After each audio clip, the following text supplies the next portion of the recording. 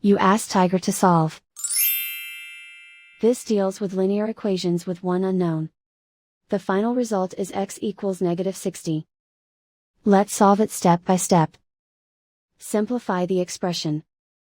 Simplify the arithmetic. Swap sides.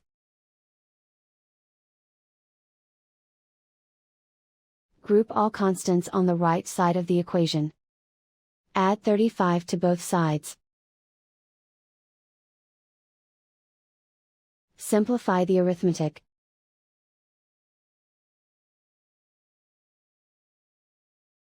Isolate the x. Divide both sides by -0.6. Cancel out the negatives. Simplify the arithmetic. Move the negative sign from the denominator to the numerator. Simplify the arithmetic. And so the final result is x equals -60.